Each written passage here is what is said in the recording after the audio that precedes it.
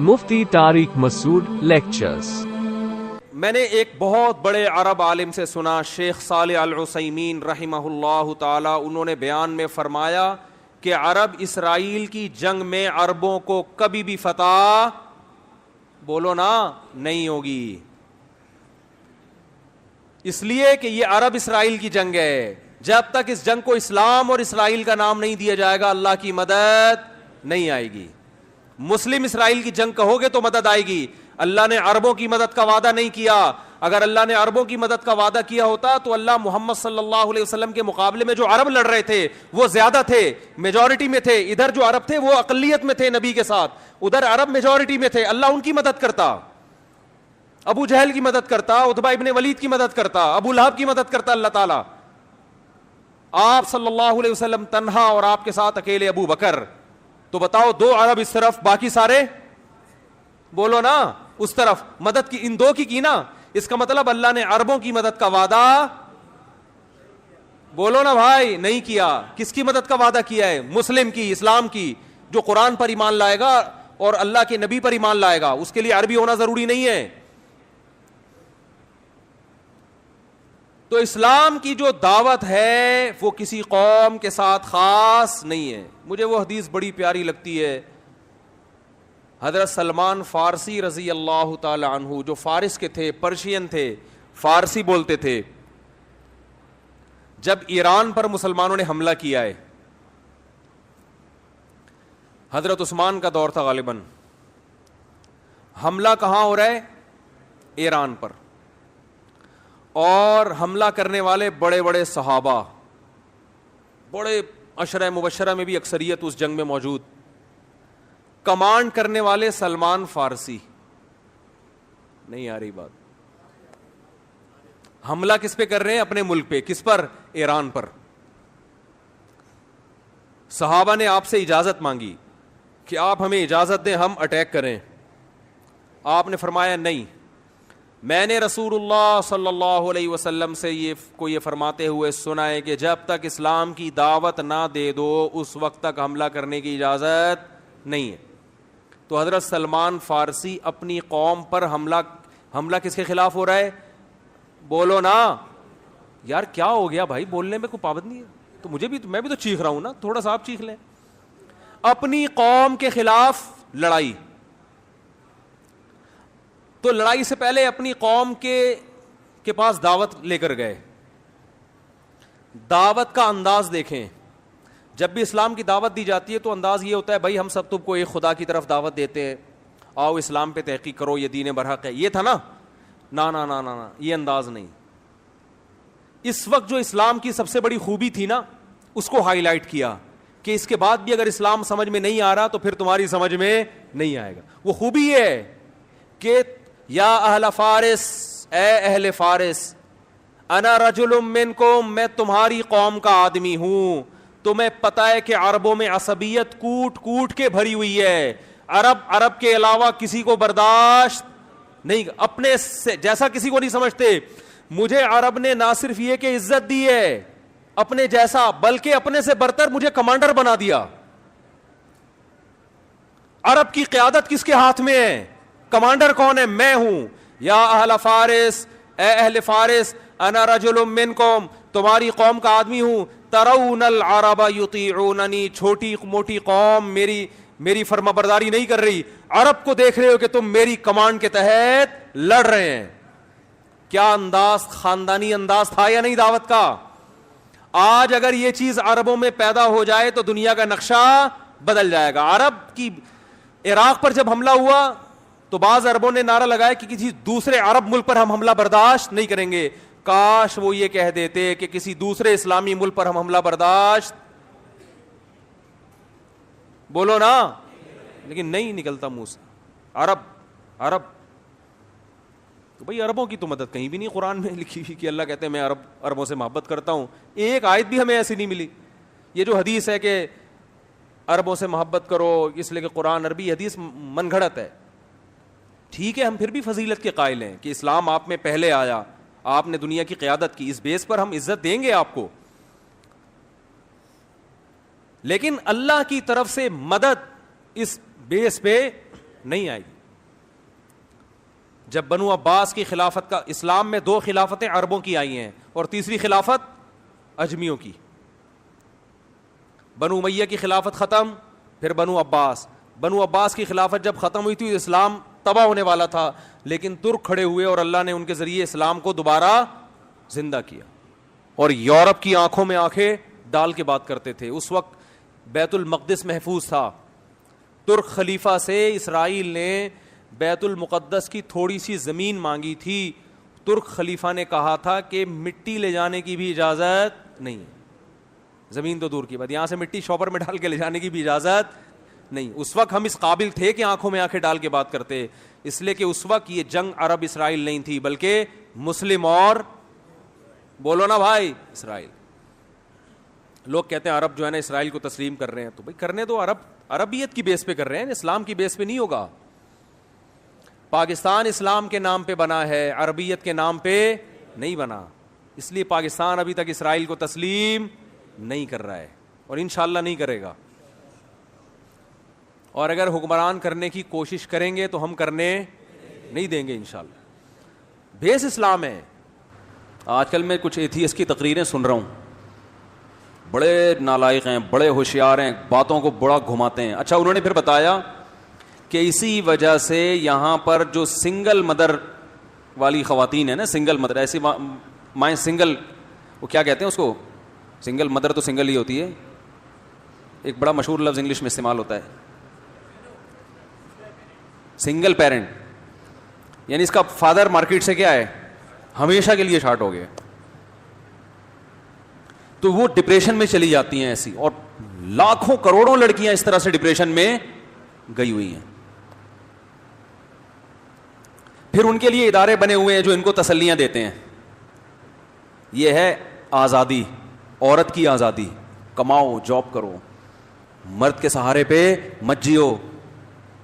ہمارے ہاں ذرا سروے کر کے دیکھو مردوں کا حال کیا ہے. لطیفے کس پہ بنتے ہیں شادی کے بعد, آدمیوں پہ بنتے ہیں. ٹھیک ہے کہ کچھ گھروں میں ناانصافیاں بھی ہوتی ہیں, ظلم بھی ہوتا ہے, مانتا ہوں, میجورٹی ایسی نہیں ہے. ایسی ہوتی تو یہ تمیز سے تھوڑی یہاں بیٹھے ہوئے ہوتے ٹوپیاں سر پہ لگا کے جمعے کی نماز. سب کے پیرنٹس جتنے یہاں لوگ بیٹھے ہیں, بتاؤ آپ سب کے باپوں نے آپ کی ماؤں کے ساتھ اچھا سلوک کیا, وفاداری کی کہ نہیں کی؟ اس پورے مجمع میں ایک آدھ شاید ایسا ہوگا جو یہ کہے گا میرے ابا نے میری اماں کے ساتھ اچھا نہیں کیا. 99.9% ایسے ہوں گے جو کہیں گے بھائی ہمارے ابا نے اماں کو گھر بھی لے کے دیا, ہمیں بھی اسکول میں پڑھایا, اور اب بھی ہماری اماں عزت احترام کے ساتھ گھر میں بیٹھی ہوئی ہیں. 99.9%. تو میں ایک ایتھیسٹ کی تقریر سن رہا تھا ایک ہفتہ پہلے یوٹیوب پہ, نام اس لیے نہیں بتاؤں گا کہ مشہور ہو جائے گا, کیونکہ ہم نے بہت سے نالائقوں کو بہت نام لے لے کے نا بہت مشہور کر دیا ہے, اور وہ بھی میرا نام نہیں لیتا, حالانکہ اس کو پتا ہے کہ میں ایتھیزم کے خلاف بہت بولتا ہوں. وہ کیوں میرا نام نہیں لے رہا, اس کو پتا ہے مفتی صاحب جواب کیا دے رہے ہیں میرے خلاف, خاندانی. وہ نام بھی ایسے لوگوں کے لیتا ہے جن کو سن کے لوگ اور اسلام سے دور ہو جاتے ہیں. ان کا نام لے کے کہتا ہے انہوں نے جو اسلام کی دلیل دی ہے نا یہ غلط دلیل دی ہے, تاکہ لوگ ان کو سنیں اور ویسے ہی کنفیوژن کا شکار ہو جائیں. کچھ ایسے اسلامک اسکالر ہیں تو نہیں اسلامی لیکن مشہور ہیں کہ اسلامک اسکالر ہیں. تو اس نے ایک خاتون کو بٹھایا ہوا, وہ بھی خدا کا انکار کرنے والی. وہ کہہ رہی ہیں اسلام نے کیسی سختی کی ہے عورتوں کے اوپر, ایسی سختی کی ہے کہ مرد زبان سے 3 لفظ نکالتا ہے اور بیچاری عورت کا بیڑا غرق ہو جاتا ہے. 3 دفعہ طلاق نکالتا ہے اور عورت کا بیڑا کیا ہو جاتا ہے, غرق. اور پھر کہنے لگی انڈیا نے اچھا کیا کہ 3 طلاقوں پہ پابندی لگائی اور اس پہ سزا رکھی ہے, اور بیڑا غرق ہو جاتا ہے. تو تائید کر رہا ہے وہ اس کی سامنے جو بیٹھا ہوا ہے, اور 2-4 لوگ اور بھی, ہاں یار یہ دیکھو اتنا بڑا رشتہ, اتنا گہرا رشتہ, 3 لفظ نکالے اور کیا ہو گیا, ختم. اچھا, اس سے پہلے یہ تقریر کر رہی ہے کہ اسلام نے عورت کو مرد کا تابع بنا دیا ہے, ایکولیٹی نہیں ہے اسلام میں, ہیں جاب نہیں کر رہی اور یہ وغیرہ وغیرہ. میں نے اسی وقت پکڑا, وہ میرے سامنے تو ہوتی تو میں اس کو جواب دیتا کہ اگر اسلام نے عورت کو بیوی بنا کے ظلم کر دیا اور مرد کے ماتحت بنا دیا, تو جب مرد نے دھڑا دھڑ 3 طلاقیں نکالی تو عورت کو تو خوشی سے پاگل ہو جانا چاہیے کہ میں مرد کی قید سے آزاد ہو گئی. تو اب اس پہ ترس کیوں کھا رہی ہو اتنا؟ یہ تضاد ہے یا نہیں ہے؟ نہیں آ رہی بات. اگر یہ آپ سمجھ رہی ہو کہ اس کا گھر تباہ ہو گیا, وہ بیچاری مظلوم ہے, اس کا مطلب شوہر بہت بڑی نعمت تھا جو اس کو ملا ہوا ہے, اور شوہر آدمی ہوتا ہے. اس کا مطلب عورت کے لیے مرد یعنی ہسبینڈ ایک بہت مقدس رشتہ ہے, جس کو مل جائے اس کو شکر ادا کرنا چاہیے, اور یہ اسلام نے دیا ہے. نہیں آ رہی میرا خیال ہے بات؟ کھوپڑی نہیں ہے ان لوگوں کے پاس, باتوں کو کیا کر رہے ہیں, اپنی ہی باتوں میں تضاد. وہ جیسے میں نے بتایا نا, ویمن رائٹس والی خاتون ایک ٹی وی پہ میرے سامنے بیٹھی ہوئی تھی کیمرے میں, تو میں نے کہا مجھے وہ شکر ہے اس وقت میں نے ان کو یہ چٹکلا نہیں سنایا. ایک دفعہ میں نے ٹیلی ویژن میں ایسا ہی کوئی چٹکلا سنا دیا تھا, جو اینکر کی جو ہنسی چھوٹی ہے نا, وہ کیمرے کے سامنے کہہ رہا ہے یار اللہ کا واسطہ مفتی صاحب ہلکا ہاتھ رکھو. تو وہ ویمن رائٹس کی جو خاتون تھی نا, انہوں نے خواتین کے حقوق میں کچھ ضرورت سے زیادہ بولتی ہیں. یہ مانتا ہوں خواتین پہ ظلم ہوتا ہے, تو مردوں پہ بھی ہوتا ہے, دونوں پہ ہوتا ہے. تو انہوں نے بولنا شروع کیا, ہمارے ہاں ڈیلیوری کے دوران ہر 3 منٹ میں اتنی عورتیں مر جاتی ہیں, اور تیزاب پھینکنے سے اتنی عورتوں کا بیڑا غرق ہو جاتا ہے, یہ کرنے سے اتنی عورتیں مر جاتی ہیں, پتہ نہیں 3 منٹ میں یہ, 4 منٹ میں یہ, 5 منٹ میں یہ, 6 منٹ میں اتنی عورتیں, 7 منٹ میں اتنی عورتیں. تو مجھے خیال ہوا, میں نے کہا کہ یار میں گھر فون کرتا ہوں, گھر والے خیریت سے ہیں کہ اتنی 2-3 منٹ میں اتنی انہوں نے مار دی ہیں, تو پتہ نہیں میرے گھر میں کوئی زندہ بچا بھی ہے کہ نہیں بچا ہے. ایسی رپورٹ پیش کرو جو کم از کم. اور پھر میں نے کہا اتنی ڈیلیوری ہو نہیں رہی ہے جتنی ڈیلیوری سے عورتیں مار رہی ہیں. یہ ڈیلیوری آج کل خواتین کے بچے کہاں پیدا ہو رہے ہیں, 2 کے بعد تو بریک ختم, 2 بہت 3 ہو گئے. بچوں کا ریشو اتنا کم, اتنے پیدا نہیں ہو رہے جتنے انہوں نے بچوں کی نسبت پیدا کرنے والی ماؤں کو مارا ہے اسپیڈ کے ساتھ. تو میں کہنے والا تھا محترمہ مر رہی ہیں, لیکن آپ کی اسپیڈ کچھ ضرورت سے زیادہ تیز ہے, تھوڑی اسپیڈ کم کر لیں. چاہیے نا, ہائی وے پہ لکھا ہوتا ہے نا کہ 120 سے اوپر الاؤ نہیں ہے, تو آپ 220 پہ پہنچ گئی ہیں, اس کو تھوڑا سا کیا کریں. لیکن میں نے کہا یار پہلی دفعہ کسی کوئی ٹاکرا ہوا ہے ویمن رائٹس والوں کے ساتھ, ابھی ایسی میں نے بات کی تو یہ اپنی انسلٹ نہ محسوس کریں کہیں, اس لیے ہم تمیز سے ہی چلتے رہے.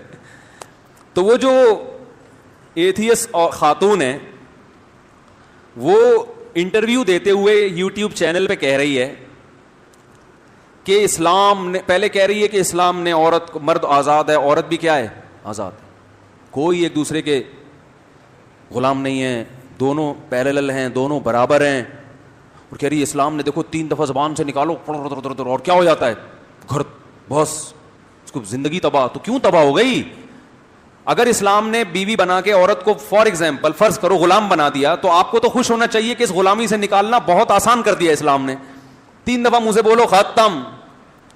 لیکن آپ مانتی ہو کہ مسلمان جب 3 طلاقیں دیتا ہے تو عورت کا بیڑا غرق ہوتا, مانتا ہوں کہ ہوتا ہے غرق. یہ غرق اس لیے ہوا ہے کہ یہ بہت بڑی نعمت اس کو ملی ہوئی تھی, اور یہ نعمت کس نے دی تھی؟ اسلام نے دی تھی, جو اس کو بھی محافظ, اس کے بچوں کا بھی محافظ. سمجھ میں آ رہی ہے بات؟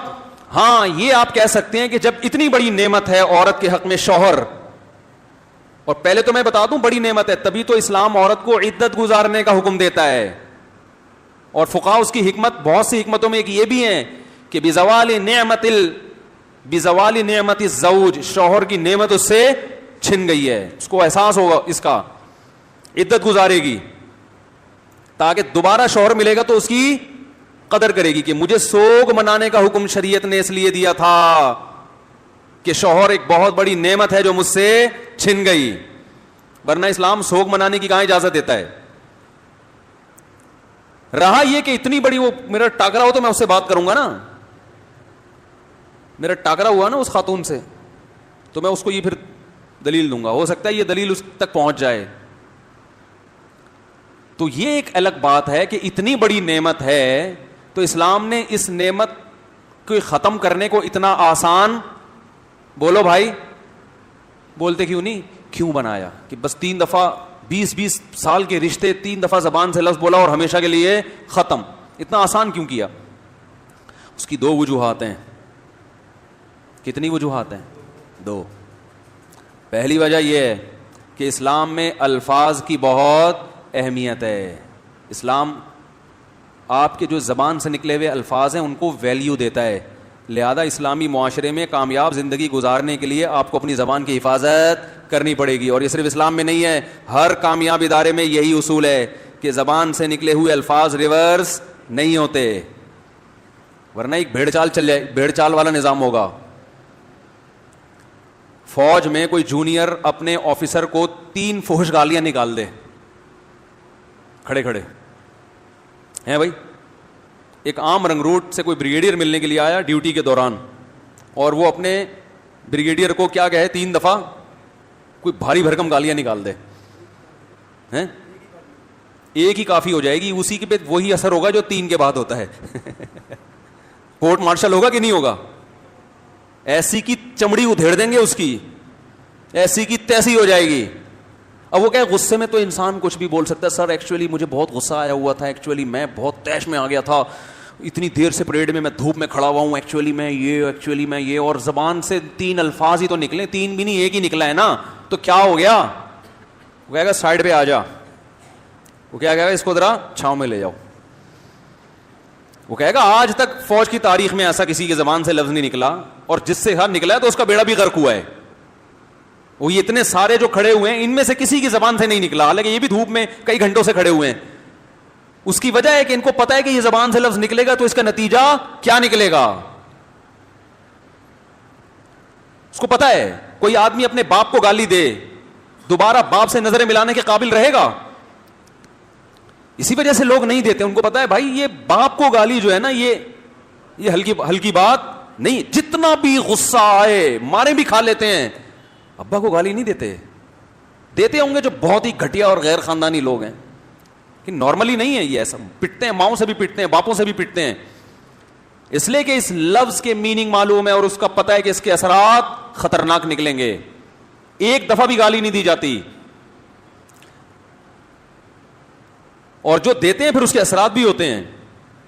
تو اسلام میں الفاظ کی بہت ویلیو ہے, سوچ سمجھ کے بولو.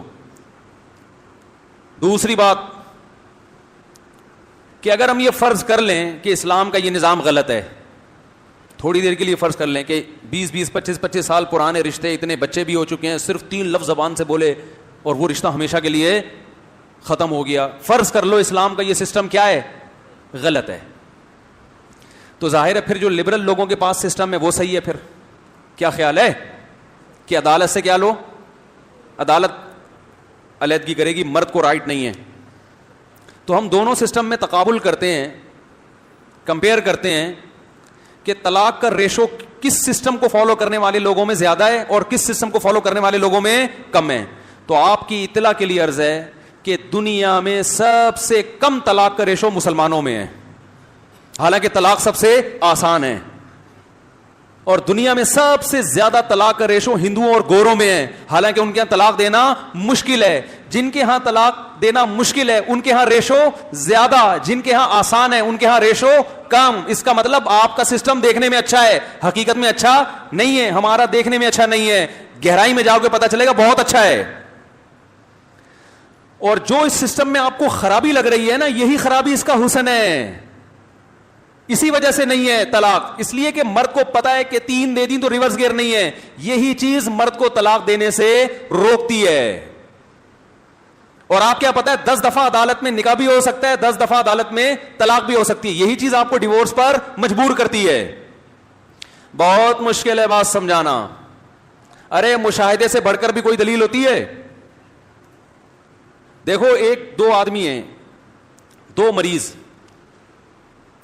ایک مریض کو حکیم نے کہا, دونوں باریک دبلے, ایک مریض کو حکیم نے کہا کہ اس کو خربوزہ کھلاؤ اس کی صحت اچھی ہو جائے گی. دوسرا حکیم کہہ رہے نہیں خربوزہ نہیں, اس کو سیب کھلاؤ.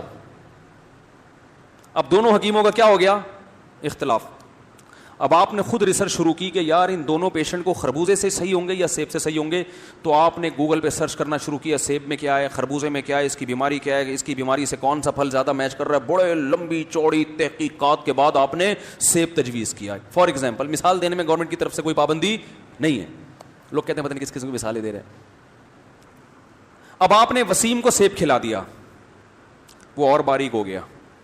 خربوزے کے بارے میں آپ کی کوئی تحقیق نہیں تھی, بلکہ جتنی تحقیقات گوگل پہ آپ نے سرچ کی اس سے لگتا تھا کہ خربوزہ فار ایگزامپل, مثال کے طور پر, گورنمنٹ نے پابندی چونکہ نہیں لگائی ہے اس لیے مثال دے رہا ہوں کہ اور کمزور کر دے گا آپ کو, لیکن وہ آپ نے سلیم کو کھلایا, اس سے وہ کیا ہو گیا, صحت مند. تو آپ کہو گے رپورٹیں گئیں, بولو بھائی تیل لینے. اگر کوئی کہے نا اب سلیم نے خربوزہ کھایا تو صحت مند ہو گیا, سیب کھایا تو دبلا ہو گیا, اب جتنے بھی حکیم ساری رپورٹیں لے کر آئیں گے, یار خربوزے سے یہ نہیں ہوتا, اصل میں تو تمہیں سیب کھا, وہ کہے گا ان رپورٹوں کو اپنے پاس رکھو, مشاہدے سے بڑھ کر کوئی دلیل نہیں ہوتی.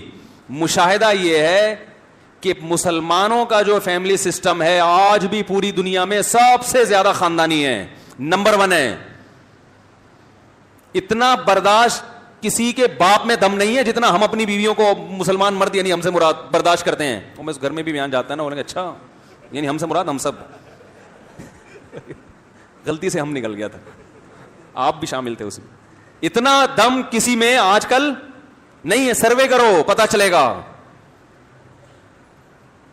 جتنا بیٹیوں کو ہمارے معاشرے میں باپ شوق سے پالتا ہے نا, بیٹیوں کا غم اٹھاتا ہے, گوروں میں اور ہندوؤں میں یہ دم نہیں ہے, ان میں بھی چند ایک ہی ہیں, میجورٹی نہیں ہے. لڑکیوں کو پیدا بھی کرتے ہیں, پالتے بھی ہیں, ان کی شادیوں کا بھی انتظام, ان کی ساری ٹینشن لیتے ہیں, نہ پیدائش سے روکتے ہیں, یہ بھی نہیں کرتے, یہ جرم بھی نہیں کرتے. ویمن رائٹس کی باتیں بہت ہیں, مگر جو ویمن رائٹس پہ سب سے زیادہ چیختی ہے نا, اپنے گھر بیٹی پیدا ہونے پہ سب سے زیادہ وہ روئے گی پہلے. سمجھ رہے ہو کہ نہیں سمجھ رہے؟ ہمارے یہاں خوشی مناتے ہیں.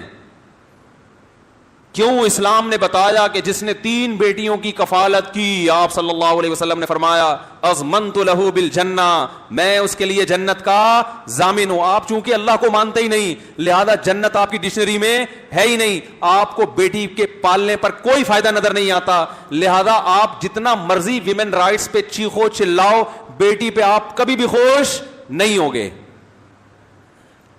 بیٹیوں پہ تو ہم خوش ہوتے ہیں بھائی.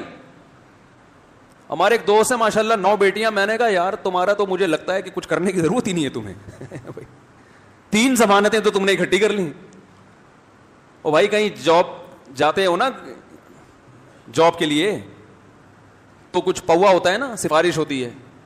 ایک آفیسر کی سفارش مسترد کر دی, دوسری لے آئے گا آدمی, تیسری لے آئے گا, تو کسی نہ کسی کی تو چلے گی نا. اس کا یہ مطلب نہیں کہ اب کچھ بھی نہیں کریں. جنت میں جانے کے سارے اسباب اختیار کرے انسان, جہنم سے بچنے کے سارے اسباب اختیار کرے. اسباب تو سارے اختیار کرنے. اب قیامت میں کون سا تکا لگ جائے؟ بہت سو کی بیٹیاں بخشوا دیں گی ان کو.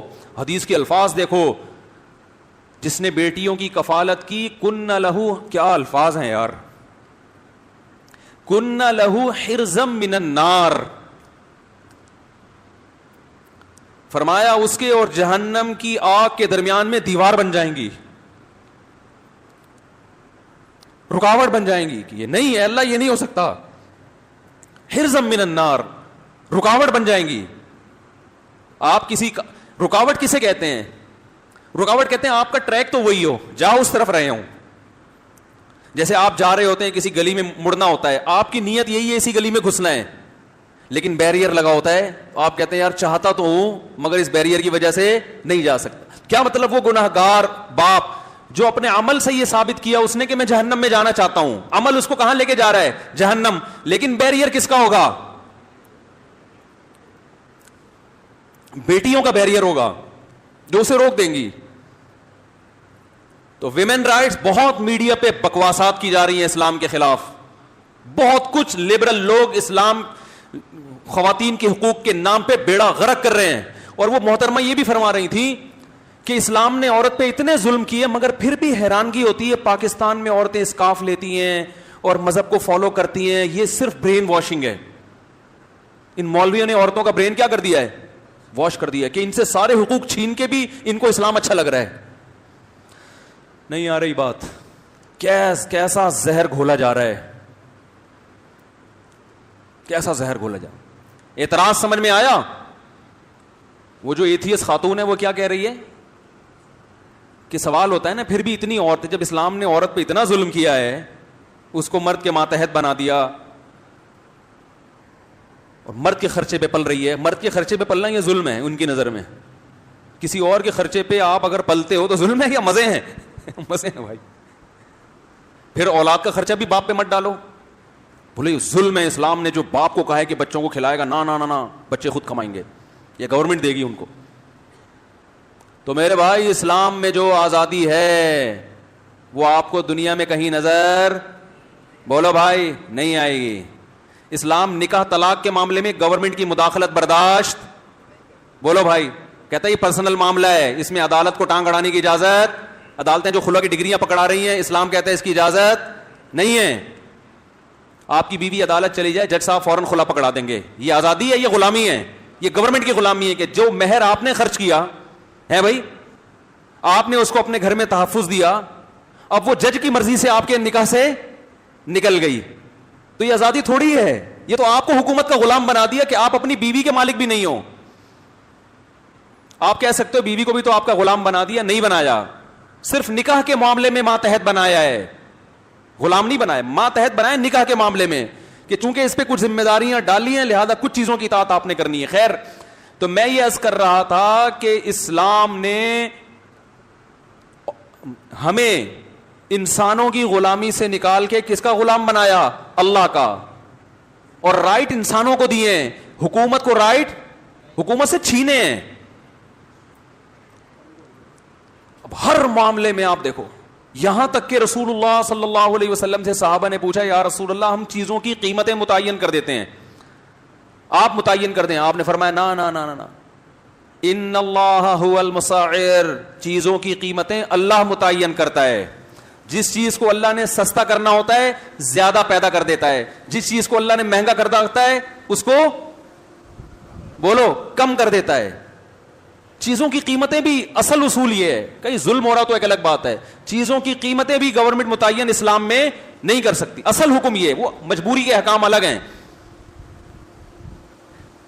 اور آپ صلی اللہ علیہ وسلم نے فرمایا دعوا الناس یرزق اللہ بعضهم ببعض, لوگوں کو تجارت میں آزاد چھوڑ دو, اللہ لوگوں کو ایک دوسرے کے ذریعے رزق دے گا. یہ جو ٹیکس کا نظام, انتہائی غلیظ نظام جو ہمارے اوپر مسلط ہے, جس کا نہ سر نہ پیر, یہ وہ ٹیکس ہے جو ونس اپون اے ٹائم جو بادشاہی دور تھا نا, جو غنڈہ گردی کے ذریعے لوگوں کی جیبوں سے پیسے نکالے جاتے تھے, اب اس کو لیگل کر کے نکالا جا رہا ہے. بلیک منی اور وائٹ منی کا نام دے دیا.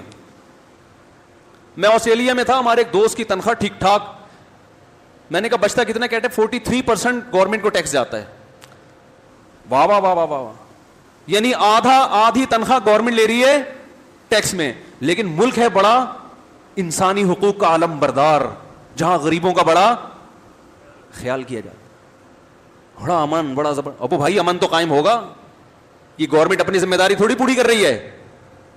ارے مجھے ایک بات بتاؤ, آپ, بس ختم کر رہا ہوں بات کو, مجھے ایک بات بتاؤ, آپ 50 لاکھ روپے کما رہے ہو, آپ نے مجھ سے آ کے کہا یار مفتی صاحب 50 لاکھ تو کما رہا ہوں, گھر میں ہر وقت ڈکیتی کا ڈر ہوتا ہے, تو میں کہوں گا یار 20-30 ہزار کا گارڈ رکھ لو, یہی کہوں گا نا, کیا ہو گیا.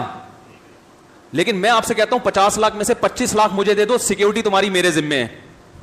اب کیا ہے کہ میں نے آپ کی سیکیورٹی کا انتظام کیا, آپ بڑے خوش کہ پاکستان میں لوگ سیکیور نہیں ہیں, الحمدللہ میں اپنے گھر میں سیکیور ہوں, مفتی صاحب کو 25 لاکھ دے رہا ہوں اور اللہ کا شکر ہے 25 لاکھ آرام سے بیٹھ کے کھا رہا ہوں. اس کا مطلب آپ سے بڑا مکھنچو آج تک دنیا میں پیدا ہوا ہی نہیں ہے, کیونکہ ڈاکو آپ سے کتنے چھین لیتا, 1 مہینے کی تنخواہ چھین لیتا نا.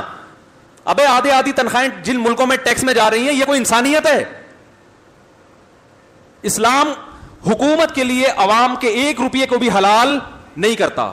اگر کرتا ہے تو انتہائی شدید مجبوری میں, ایسی مجبوری جس میں مفاد عامہ ہو, تو جتنی ضرورت اس سے زیادہ نہیں لے سکتے آپ. بعض ضرورتیں ایسی ہوتی ہیں جو لوگوں کا اجتماعی مفاد ہے اور اس کے بغیر چارہ ہی نہیں ہے. لیکن ٹیکسوں کا نظام دیکھ لو, پوری دنیا میں دبا کے کھا رہے ہیں اور بے روزگاروں کو کھلا رہے ہیں. کہتے ہیں ہمارے یہاں بے روزگاروں کو بھی پیسے ملتے ہیں, تو اپنے جیب سے دیتے ہو, جو کما رہے ہیں محنت کر کے اس سے آدھے لے کے اس مکھنچو کو تم نے پکڑا کے کیا احسان کر دیا میرے بھائی. نہیں آئے گی سمجھ میں, رہنا تو نہیں آئے گی سمجھ میں. چلیں پھر نماز کے بعد مسائل کا سیشن ہوگا, شاید اس میں کچھ سمجھ میں آ جائے.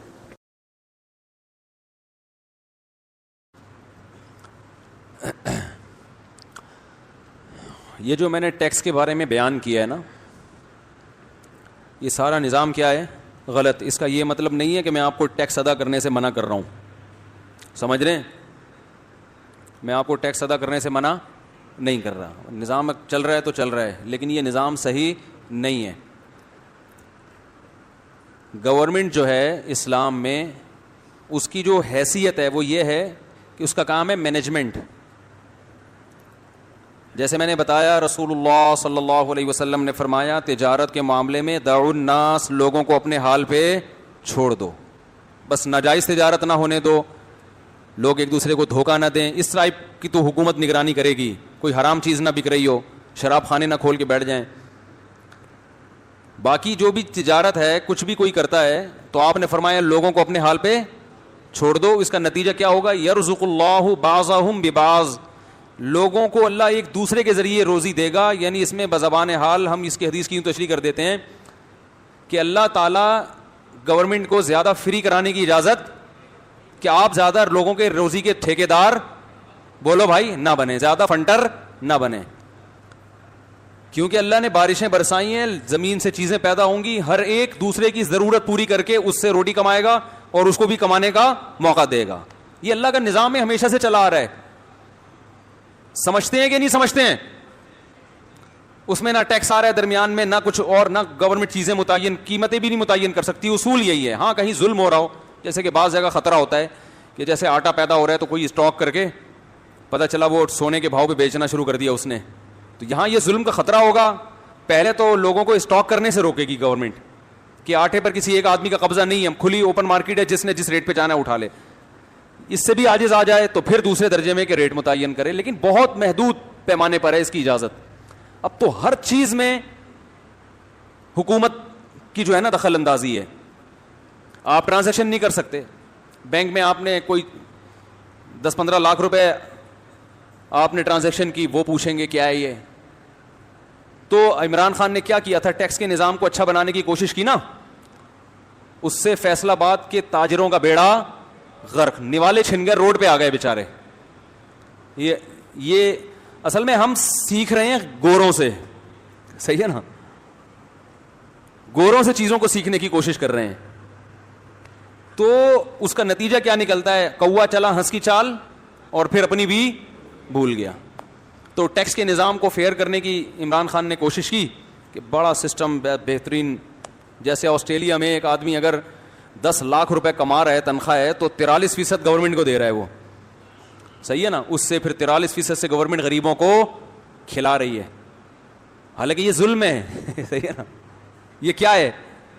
اسلام نے بھی غریبوں کا حق 2.5% رکھا ہے, وہ بھی تنخواہ پہ نہیں, سال میں صرف 1 مرتبہ. نہیں آ رہی بات؟ سال میں صرف 1 مرتبہ, اور وہ بھی ہر چیز پہ نہیں, 4 چیزوں پہ جو بڑھتی ہیں. تجارتی مال بڑھتا ہے, سونا بڑھتا ہے, چاندی بڑھتی ہے, اور کیش. اس کے علاوہ استعمال کی چیزوں پہ 1 روپیہ بھی نہیں رکھا. اور اسلام نے یہ خوشخبری دی کہ جو 2.5% کا نظام قائم کرے گا, زمین سے غربت ختم. اور اب بھی ماہرین کہتے ہیں کہ اگر صرف زکوٰۃ پہ لوگ آ جائیں تو زمین سے غربت ختم ہو جائے. بینکوں میں 2.5% زکوٰۃ کٹتی ہے, کھاتا کون ہے؟ غریب کھاتے ہیں. بولو نا کیا ہو گیا صاحب؟ غریبوں کے پاس تو جاتا ہی نہیں ہے, تبھی لوگ بینکوں پہ اعتماد نہیں. بینک پتہ نہیں, وہ تو گورنمنٹ لیتی ہے نا, گورنمنٹ پھر بانٹتی ہے. بانٹتی کا مطلب آپ کو پتہ ہے, جب گورنمنٹ پیسے بانٹتی ہے تو اس کا مطلب پتہ ہے کیا ہوتا ہے؟ کھانے کو بانٹنا کہتے ہیں وہ لوگ. بھائی اس کو مائک کو صحیح کریں, کھانا جو ہے نا اس کو حکومت کی ٹرم میں بانٹنا کہا جاتا ہے غریبوں میں. ٹھیک, خیر کچھ نہ کچھ بٹتا بھی ہے, ایسا نہیں ہے, لیکن کھایا طبیعت سے جاتا ہے.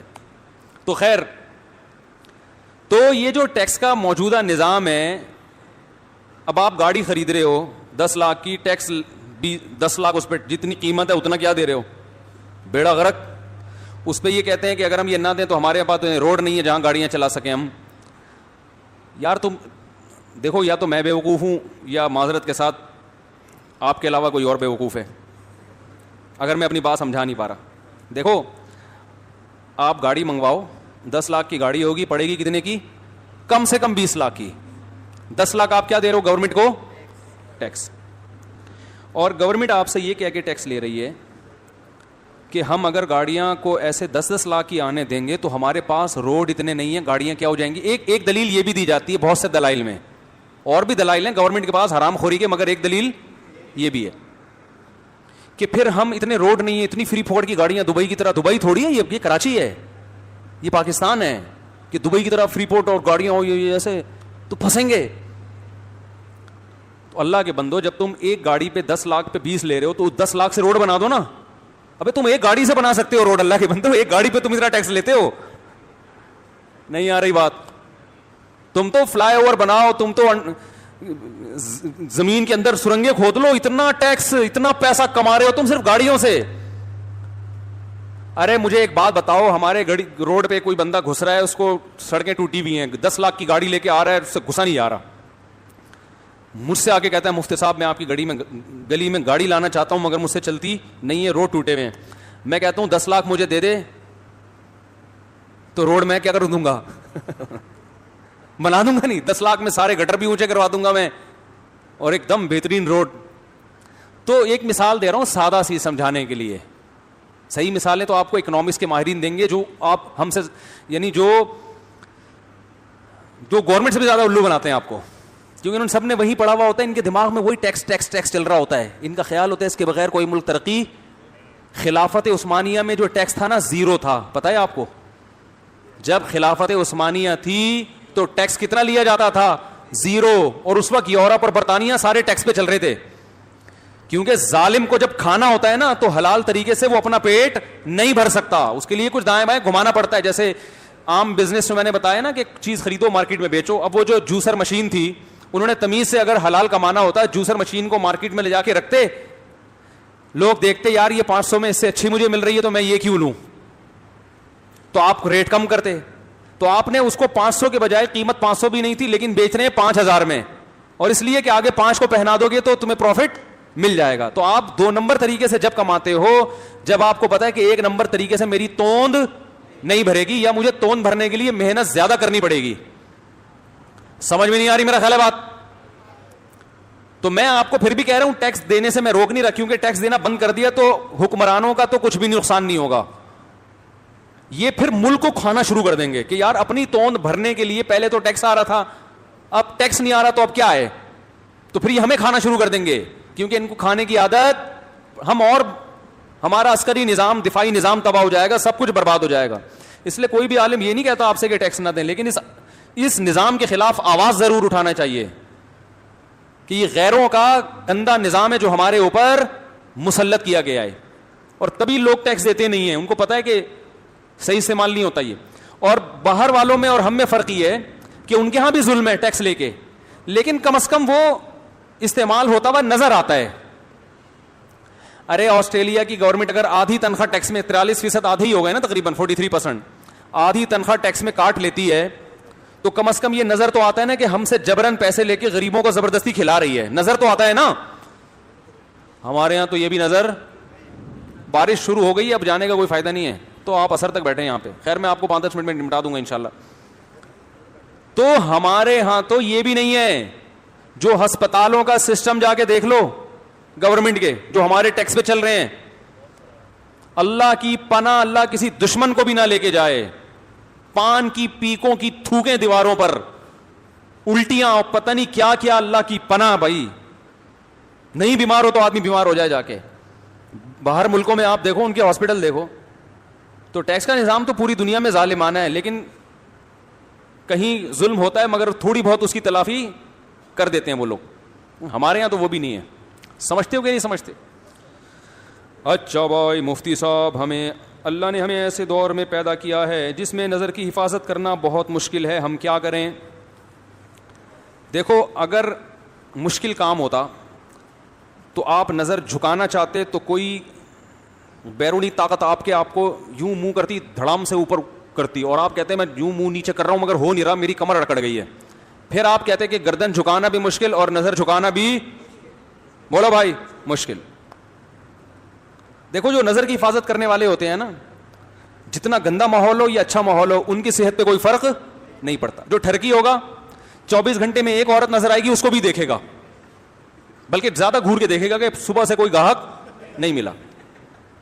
جب یہ لاک ڈاؤن ہوا تھا, لاک ڈاؤن, ایک مجھے مچھلی والا نظر آیا, اپنی ٹوکری میں مچھلی لے کے سائیکل پہ گھوم رہا ہے, سب بند کر دیا گورنمنٹ نے. میں نے اس سے پوچھا خیریت تم اکیلے کیسے گھوم رہے, پولیس والوں نے پکڑا نہیں؟ کہہ رہے پکڑا تھا پولیس والے نے بولا یار صبح سے ایک کسٹمر بھی نہیں آیا, 500 روپے دے دے, ناشتہ بھی نہیں کیا ہم نے, 500 روپے دے دے, ناشتہ بھی نہیں کیا اور نکل لیں یہاں سے. کہہ رہے میں نے 500 روپے دی, اب میں میں آرام سے مچھلی بیچ رہا ہوں. تو ٹھرکی آدمی کو سارا دن میں ایک عورت نظر آئے گی, اس کو دیکھے گا, اور جو نظر جھکانے والے لوگ ہیں وہ سینکڑوں گزر جائیں ان کے سامنے سے, یہ ایک گزرے, ان کی صحت پہ کوئی فرق نہیں پڑتا. انہوں نے نہ اس کو دیکھنا ہے نہ اس کو. کہہ رہے یار اللہ نے میرے لیے میری بیوی کو پیدا کیا, ختم. تو یہ کام مشکل جب ہوتا جب آپ گردن جھکانا چاہتے اور ادھر گردن میں فریکچر ہونے کا خطرہ ہوتا, یہ اکڑ جاتی گردن, صحیح ہے نا, جیسے یوں کر رہے ہیں تو وہ ہو ہی نہیں رہی. تو ایسا ہوتا ہے بھائی, جیسے ہی کوئی خاتون گزری, آپ کا دیکھنے کا دل چاہ رہا آپ یوں کر لو, کوئی ٹینشن ہوئی. اور نظر جھکانا تو اور آسان, گردن میں تو پھر بھی ریڑھ کی ہڈی اور گردن کی ہڈی دائیں بائیں ہونے کا خطرہ ہوتا ہے, ایک دم یوں کیا تو پتہ چلا چک آ گئی نا. پلک کو جھپکنے میں, نظروں کو نیچے کرنے میں تو انرجی, میرا خیال ہے اتنی سی بھی انرجی خرچ نہیں ہوتی کہ جسے ڈاکٹر کوئی کہیں کہ آپ کی اتنی انرجی یوٹیلائز ہو گئی ہے, اب آپ 6 پراٹھے کھائیں بیٹھ کے. کہ آپ نے چونکہ پلکیں جب نیچے جھکائی ہیں تو اتنی زیادہ آپ کو طاقت لگانی پڑی ہے کہ اب جب تک 6-7 پراٹھے نہیں کھائیں گے آپ کی جو انرجی سرو ہوئی ہے یا یوٹیلائز ہوئی ہے وہ اب ریکوری نہیں ہو سکتی. ایسا بھی نہیں ہے, سارا دن بیٹھ کے پلک اوپر نیچے کرتے رہو, کوئی انرجی خرچ, کوئی توانائی خرچ ہی نہیں ہوتی. تو بات اصل میں یہ ہے, مسئلہ ہے ٹھرک کا.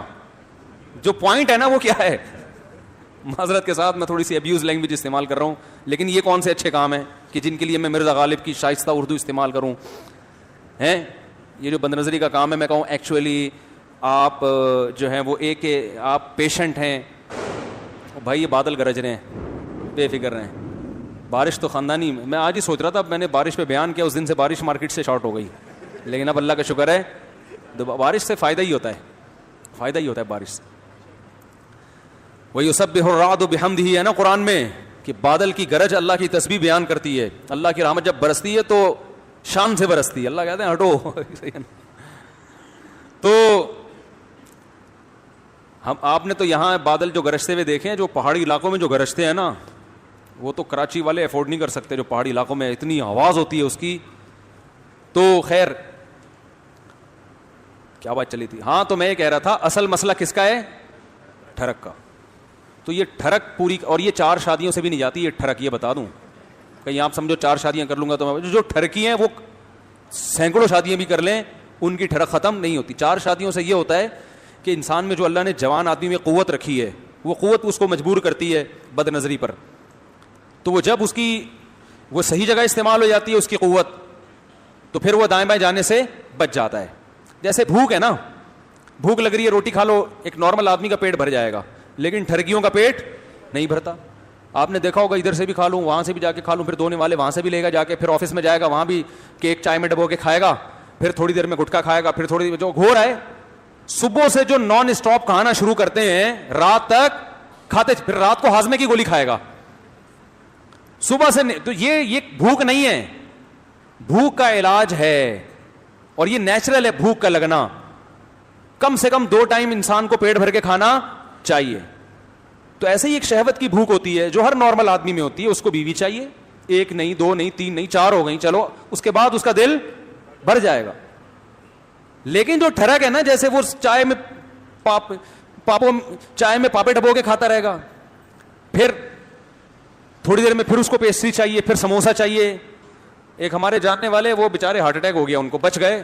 ان کا یہی تھی کہ صبح سے کبھی کوئی نوالا چھوڑتے نہیں تھے, کہیں بھی دسترخوان پہ وہ کہتے ہیں میں گیا, مجھے کچھ نظر آئے تو میں نے کہا 2 نوالے تو بنتے ہیں. تو 2 نوالے ہوتے ہوتے وہ 40-50 نوالے بن جاتے تھے. ٹھیک ہے نا. تو اس کا اصل علاج ہے بد نظری کا, اس ٹھرک کا علاج کرو. پہلا تو یہ سنت جو نبی نے بتایا, نکاح کرو. دوسرا طریقہ کیا ہے, اپنے اوپر جرمانہ رکھو. 1 دفعہ بھی بد نظری کی تو اتنے پیسے صدقہ کروں گا, اور وہ ہر آدمی کی آمدن کے لحاظ سے, غریب آدمی کے لیے 50 روپے بھی بہت ہیں, مالدار کے لیے 5000 بھی کم ہیں, سمجھ رہے ہو. تو جب تک اپنے آپ کو سزا نہیں دو گے, جب تک انسان خود اپنی ٹھکائی نہیں کرتا, کوئی معاشرہ تھوڑی کرے گا اس کی ٹھکائی. تو کیوں انڈی کو دیکھ رہا تھا, ایک ابا ہوتے تو چلو ٹھکائی بھی لگا دیتے ہیں. ابا تو پتہ نہیں کس کو, ایسا نہ ہو کہ وہ کیا بیچارے, وہ ہے نا ایک خاتون نے اپنے بچے سے پوچھا کہ بیٹا جان کیسے نکلتی ہے, تم اسکول میں کیا پڑھتے ہو؟ اس نے کہا سائنس پڑھتا ہوں. اچھا بیٹا بتاؤ جان کیسے نکلتی ہے؟ انہوں نے کہا کھڑکی سے نکلتی ہے. ماں پریشان, یہ میرا بچہ باتیں کیسی کر رہا ہے, جان کھڑکی سے نکلتی. بیٹا کھڑکی سے کیسے نکلتی ہے؟ کہہ رہی ہیں وہ جب آپ باہر جاتی ہیں نا تو وہ انٹی آتی ہیں پڑوس والی, تو جیسے ہی جب آپ گھر میں آتی ہیں نا تو ابو کہتے ہیں جان کھڑکی سے نکل جاؤ. میری بیگم آ رہی ہے, جان کھڑکی سے نکل جاؤ. تو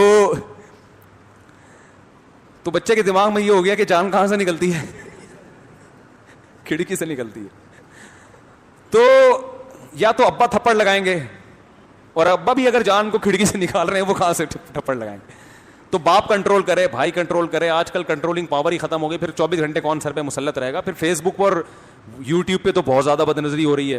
تو میرے بھائی آخرت کو سامنے رکھ کر اپنا علاج اب خود ہی کرنا پڑے گا, کوئی اور آپ کا علاج نہیں کرے گا. یعلم خائنۃ الاعین, اللہ فرماتے ہیں وہ جانتا ہے تمہاری آنکھوں کی خیانت. اور اس زمانے میں نظر کی حفاظت کا ثواب بھی بہت ہے.